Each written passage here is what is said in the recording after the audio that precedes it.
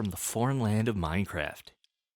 Today we'll be looking at this very large 8-step Groovebox sequencer, the RAR machine. Let's go!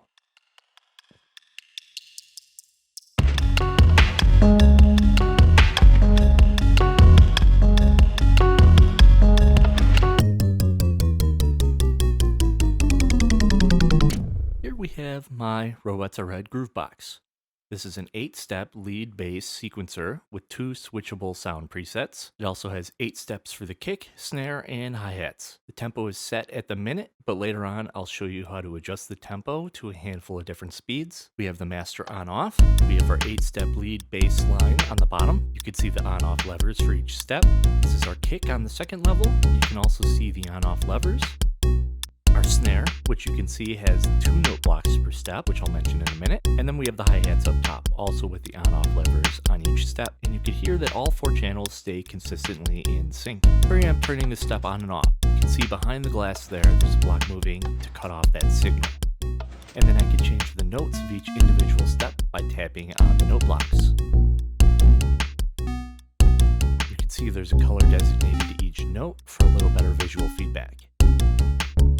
Now I also mentioned that you can change the preset. Right now I have a chippy blip and a cello sound. When I flip the switch, I get a harpsichord and guitar-like sound. This goes across 8 steps individually, and you can see there's a bit behind the scenes to make this all happen. And then I label each step for ease when working up close. Now for each sound, the block underneath the note determines what it sounds like. Like for this kick, we have a stone. The snare, I have 2 blocks for a full snare sound. There's a block of glass and a block of sand underneath, which gives us a great combined snare sound. And that's the overall gist of the Groovebox. Now let's take a deeper look. To do that, let's step over to the side here where I have a section of 1 step of the synth at the bottom, and that's all the stuff that's going on under the ground. So you could hear one sound when I hit it, and the other sound here after I switch them. So how does this work? I have this lever attached to this wire with this extender or repeater here going to split it into a positive and negative line. And you can see the negative line is the redstone torch there. And then I have the signal delayed through 2 repeaters there at the max setting. And it goes down to these sticky pistons here, which a sticky piston just holds on to the block it's attached to.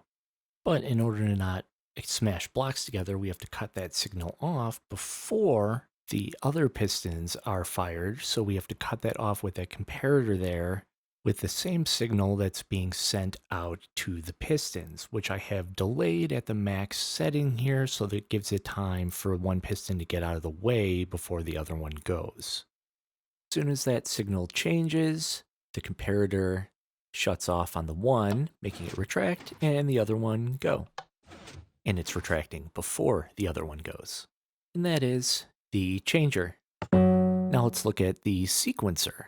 So first we need a looping signal. So we have the comparator here, but the base comparator placement doesn't loop. As we can see, you have to actually click on it to turn it into the negative position. And then we have a looping sequence. More on that in a second.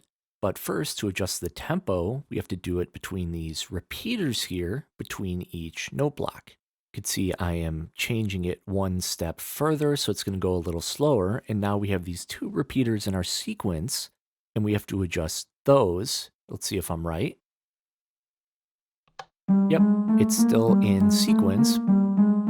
Now, if you don't get it right, you could just play around with the repeaters here until you do. We'll see it could go too slow or too fast.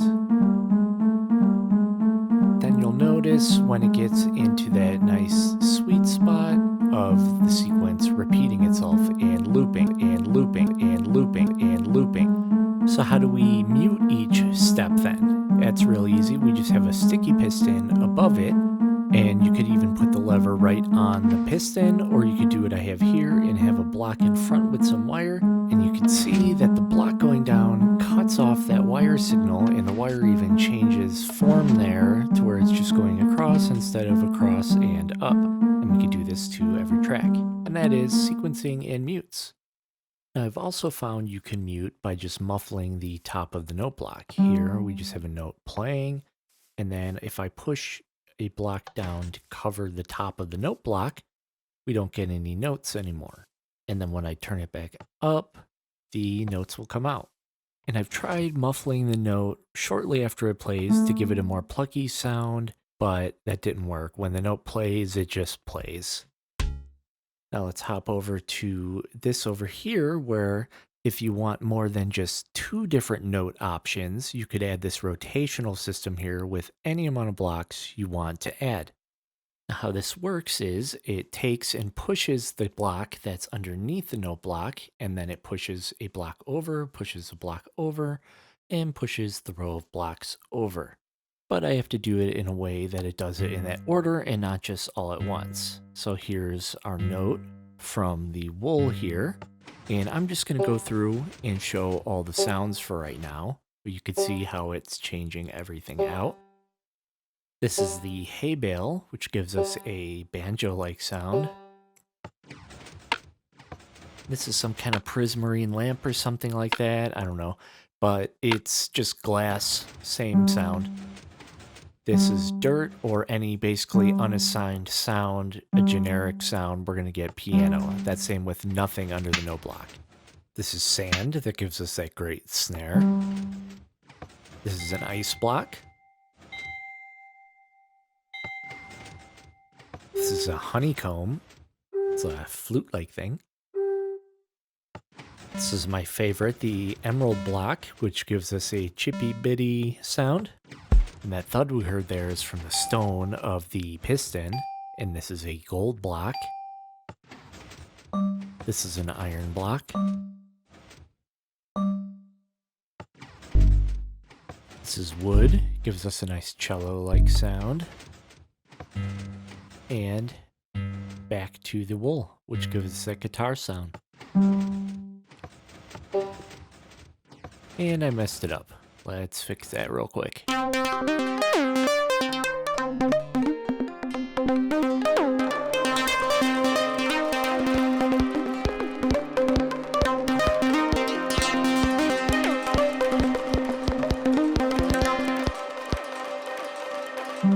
Okay, so I built this little tower here with the button on top to show how the changer works from a higher angle.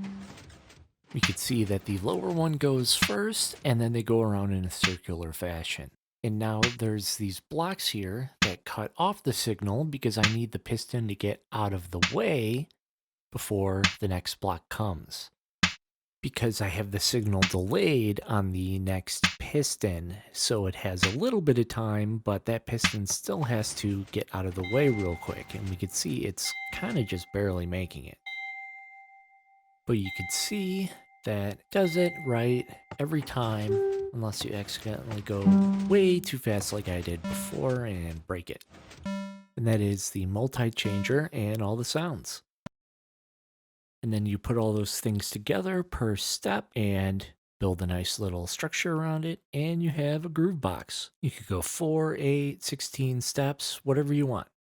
Just remember to take your on signal and delay it on the lower tracks, because you're going to have to use repeaters to extend the signal as you go up or across or whatever direction you choose to go for each channel. And with that, here's a little jam I put together using loops and clips and samples from this Groovebox.